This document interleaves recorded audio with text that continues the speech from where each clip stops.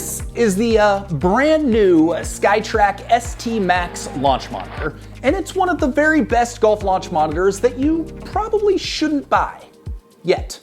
Let's talk about it. So if you've been paying attention to the golf launch monitor world over the last 3 or 4 months, you will have noticed a trend. There are a lot of new products coming out that are really not that new at all. So it started with the FlightScope Mevo Gen 2, which is technically a new product, but it is very similar to the outgoing Mevo Plus. So definitely a nice little upgrade, but still pretty similar to the previous model. We then had the new Bushnell Launch Pro Circle B, which is the exact same as the old Launch Pro that they released years ago. The only difference, it's got an orange back and they've got a new pricing model. Again. So that brings us to this. This is the SkyTrak ST Max, which is essentially the exact same as this, the outgoing SkyTrak Plus. Yes, there are a few differences we are going to talk about, but the most important thing you need to know is that this is the exact same hardware as this.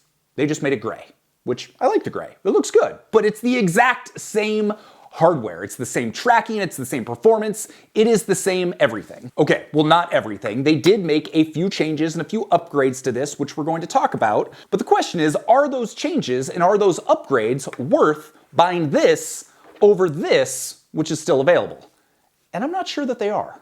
Okay, so here's how the rest of this video is going to work. I did a super in-depth review about the performance of the SkyTrak Plus. The performance of this is pretty much exactly the same. So I'm gonna link to my review of this. There are some changes, the pricing has changed a little bit, but as far as performance goes, you should go and watch this because everything is basically identical. I will touch on and recap a few of the highlights, but I mostly wanna focus on the differences between these two units, as well as their new subscription tiers, their new pricing model, because that's going to affect both of these. And in the end, I hope to help you figure out if you should buy one of these devices or buy something else entirely. Okay, should we talk features first or performance first? Honestly, you're probably wanting to know what the differences are, so let's jump into that and then we'll get to everything else. Now, SkyTrak has rolled this out as the ST Max.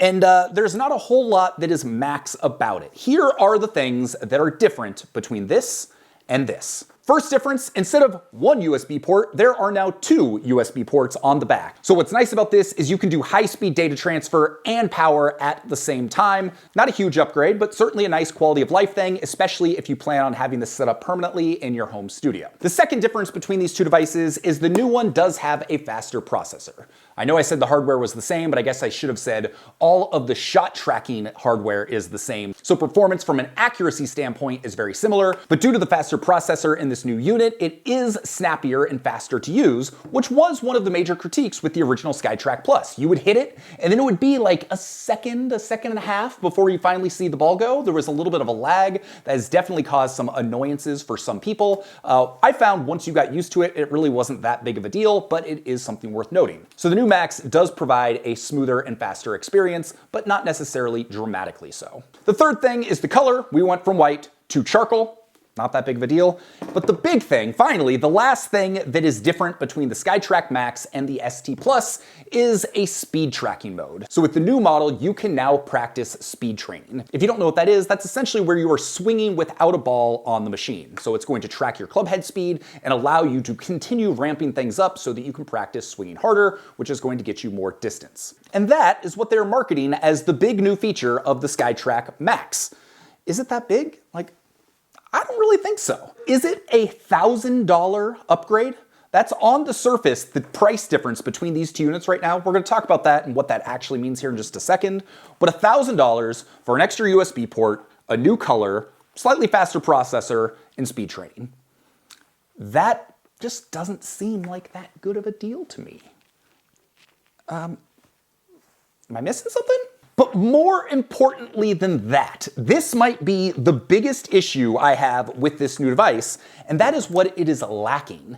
And it is still lacking a metric for angle of attack. There are devices that are less than a fifth of a price of this that include angle of attack. If you are a serious golfer who's trying to improve their game, that is one of the biggest metrics you are going to look at to be improving your game. So there's been rumors swirling around ever since this came out that they were going to add angle of attack later. We haven't seen it. So the fact that they've released an all-new device that is significantly more expensive than the old one, and they still don't have angle of attack, it makes me think that this device just simply isn't capable of tracking that in an accurate way. Because why wouldn't they have included it with this right out of the gate if it could do it?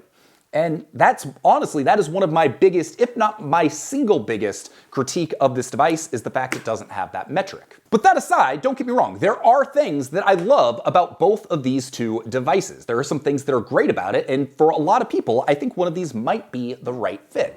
Hey, if you decide to buy either of these products, I recommend you do it through playbetter.com. This is not a sponsored post. They did not pay me to say that. I just had a wonderful experience with them. They pretty much have all the golf tech products you could want. They've got great customer support, and they have great prices. If you do click one of those links and you buy one of these products, I will get a commission on that. But outside of that, I'm not sponsored in any way by them. So take that for what it's worth, do your own research. But if you did find this video helpful and you decide one of these is right for you, clicking that link, buying it through them helps me out and allows me to make more videos like this. So with that, let's jump back to it. So let's talk real quick about performance and how these things are to use. Like I said, you can go watch my more in-depth review on the SkyTrak Plus that I will link to below. If you would like me to do an updated one, I'm happy to do it. Just drop a comment below and I will get around to it as soon as I can.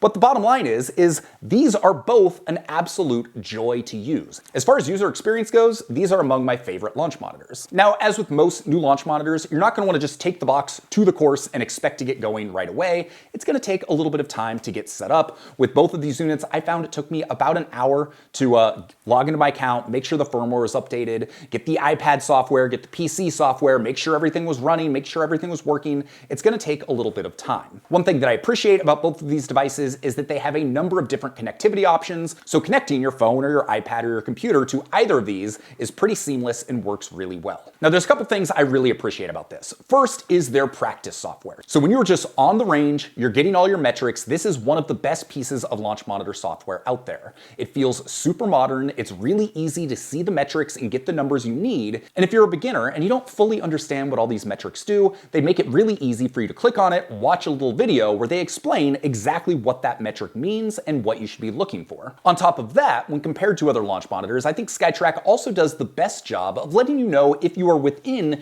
your target range for any given metric. So let's say you're trying to get your angle of attack between...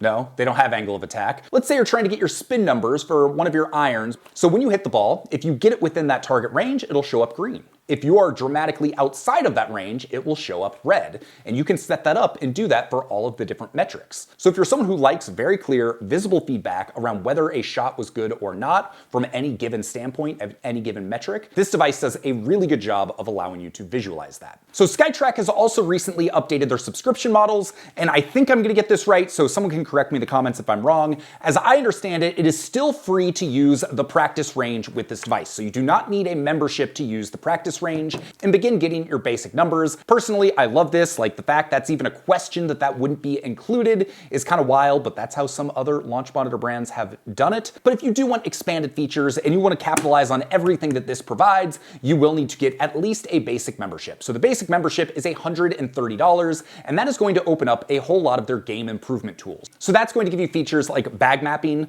a wedge matrix, and other game improvement tools. From there are two new subscription models, one being a $300 a year Foresight option, and the other being a $350 a year TrackMan option. Both of those provide, well, exactly what you would expect. With the Foresight package, you are getting a suite of the courses that are included with the Foresight Golf package. With the TrackMan package, you are getting the courses that TrackMan uses. And then for $600 a year, you can have everything. Now on the surface, that seems like a lot of money because it is, but when you consider that the gold package from Bushnell or Foresight is $500 a year, and that is just for the Foresight courses, the fact that for an extra $100, you can get all the TrackMan courses as well, along with all their game improvement tools and games and features, you're really getting a lot for that subscription. Still high, but more manageable. If you don't care about the sim stuff, $130, you're good to go, which feels reasonable for what you get. But if you're planning to use this as the brains of your simulator, giving yourself more options to have more courses very easily is a really nice touch. And on top of that, either of these devices can do something that no other major consumer launch monitor can do that I know of. And that is, either of these can run all of their sim software on a Mac.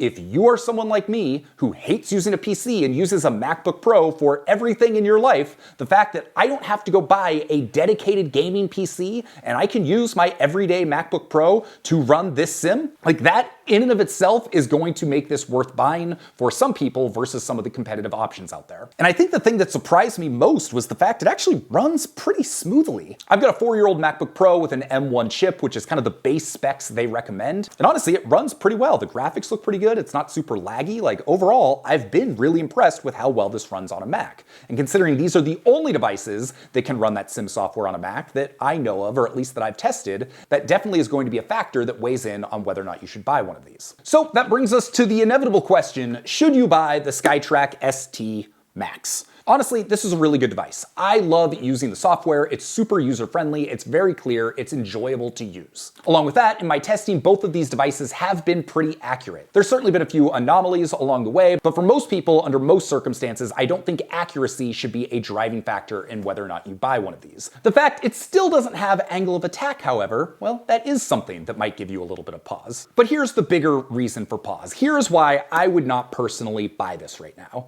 Because this, $2,995. This, $1,995. It is $1,000 less to get the ST Plus than it is to get the ST Max, even though they are, for all intents and purposes, almost identical. Yes, you get an extra USB port. Yes, it's slightly faster. Yes, you get speed training. And yes, it's charcoal. But for me, none of those are deal breakers. For me, none of those are worth spending an extra $1,000 over what I can get with this. And so they are discontinuing this. This will be the new SkyTrak launch monitor. When this came out, it was $3,000. So it's clear they're just making iterative improvements, and we're in that weird middle ground where they still have to sell through these, but this is supposed to be the new hotness. We just ran into the exact same issue with LightScope, where they rolled out the Mevo Gen 2 while the Mevo Plus was still around, and people were like, well, which one should I get? And it was just this weird purgatory time. But now that the Mevo Plus is almost entirely sold out, the Mevo Gen 2, that is going to be the main one going forward. So this, considering the hardware is pretty much exactly the same, I expect this will continue to get all the updates that this gets for a significant amount of time to come. So right now, I think this represents a unique opportunity where you can pick this up for $2,000 versus having to spend $3,000 on this. And I don't think you're missing out that much in the way of future-proofing or anything like this. I would not hesitate to get this device if it fits your needs. So who is this for? I think one, it's someone that is looking to build a home sim without having to spend a whole bunch of money to do it. You can use these outside on a range, but you can only use them if you are hitting off mats. If you hit off a grass range, these will not work, or at least they will not work very accurately. So I generally think this is going to be best for someone who is doing a more permanent setup at home. You want something extremely user-friendly, you want some great practice modes, and you want a lot of options for what courses you can play. One downside to this is I don't believe there is a first-party integration with GS Pro. I do know there are some workarounds to it, but in order to make it work, you're probably gonna have to do some research on some forums, get a plugin.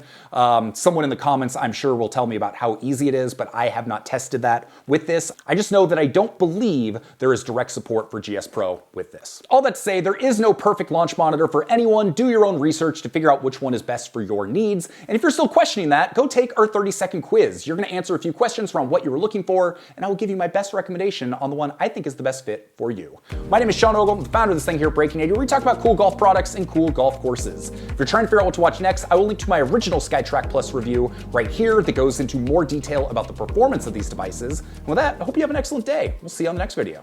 Peace.